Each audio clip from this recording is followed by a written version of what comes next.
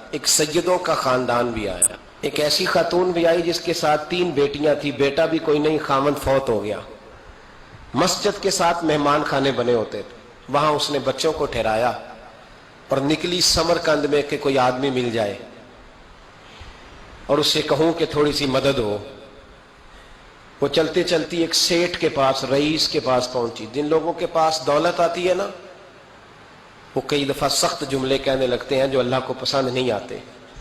وہ سیٹھ کے پاس گئی تو جا کے کہنے لگی، میں غریب ہوں، پریشان ہوں، بلخ میں قحط ہے، سارا زمانہ جانتا ہے، تو میں اس لیے سمرقند آئی ہوں، بیٹیوں کا ساتھ ہے، نہ رہنے کو جگہ ہے، نہ کھانے کو روٹی ہے، نہ پہننے کو کپڑا ہے، مہربانی کر تھوڑی مدد کر۔ کہنے لگا، ہو کون؟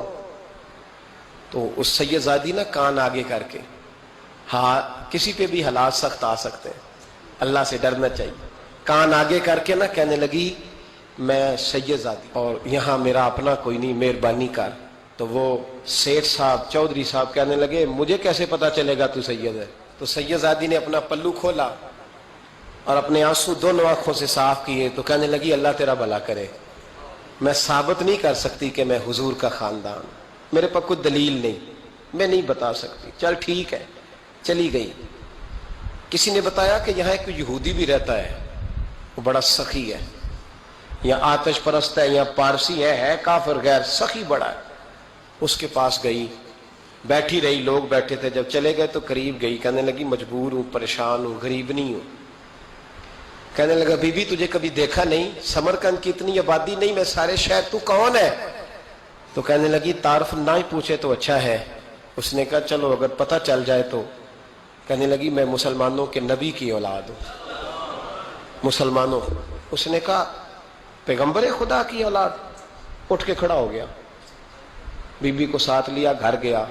کہنے لگا، جو صاف ستھرا کمرہ ہے نا، اسے پھر دھو ڈالو، ایک دفعہ پھر دھو ڈالو۔ کمرہ دھلایا، صاف کرایا۔ پھر کہنے لگا، بی بی میرے برتن زیادہ صاف ستھرے نہیں، میں نئے نہ خرید کے لا دوں۔ پھر نئے برتن لایا۔ پھر اپنے بچوں سے کہنے لگا، اونچا نہ بھولنا، یہ سیدہ فاطمہ کی شہزادیاں آئی ہیں، یہاں کوئی شخص اونچی بات نہ کرے۔ پھر کہنے لگا، بی بی جو میرا بالکل طیب اور حلال رزق ہے نا، یہ اس میں سے لنگر ہے، لیکن چونکہ میں غیر مسلم ہوں، مجھے سلیقے نہیں آتے، جیسا تیسا بھی ہو نا، اسے قبول کر لینا۔ خاتون کو کہنے لگا، یہ گھر ہے، جب تک جی چاہے یہاں رہنا، پر دیکھنا ہو سکے تو رات اپنے نبی سے سفارش کرنا، میرا بھی کوئی مسئلہ، میری بھی کوئی قبولیت کہیں ہو جائے۔ وہ مسلمان کہلانے والا رات کو سویا، کہتے جنت سجی ہوئی ہے، لوگ جنت میں جا رہے ہیں، لائنیں لگی ہوئی ہیں، نبی پاک لوگوں کو جنت میں بھیج رہے ہیں۔ میں بھی دوڑ کے لائن میں لگ گیا، فرشتے نے میرا بازو پکڑا، کا پیچھے ہٹ۔ تو میں دوڑ کے حضور کی بارگاہ میں گیا، میں حضور سارے جنت میں جا رہے ہیں، یہ مجھے نہیں جانے دیتا۔ تو نبی پاک نے فرمایا، تو کون ہے؟ کہ یا رسول اللہ میں مسلمان ہوں۔ کہتے حضور مجھ سے فرمانے لگے، کوئی دلیل ہے تیرے پاس؟ دلیل ہے کوئی تیرے پاس؟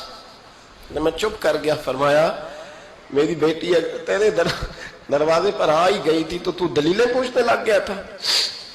ہم جا، دوڑ جا۔ سویرے آنکھ کھلی تو گلیوں میں ڈھونڈتا پھرتا ہے، تلاش کرتا پھرتا ہے، کونے کونے میں جاتا ہے، وہ سادات کا گھرانہ کہاں گیا۔ ڈھونڈتے ڈھونڈتے اس غیر مسلم کے دروازے پہ جا کے پہچان لیا تو کہنے لگا، خدا کا واسطہ، جو تو نے نوکری کی ہے نا، ان کی مجھ سے 11 گنا لے لے، یہ سادات کا گھر مجھے دے دے۔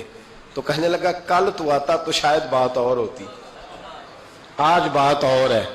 اس نے کہا، مہربانی کر۔ کہا، نہیں، کل تو آتا تو معاملہ اور تھا، آج معاملہ آج اور ہے، رنگ بدل گیا ہے، حالات تبدیل ہو گئے ہیں، اب تو دیکھ داکھ کے آیا، جا دوڑ جا۔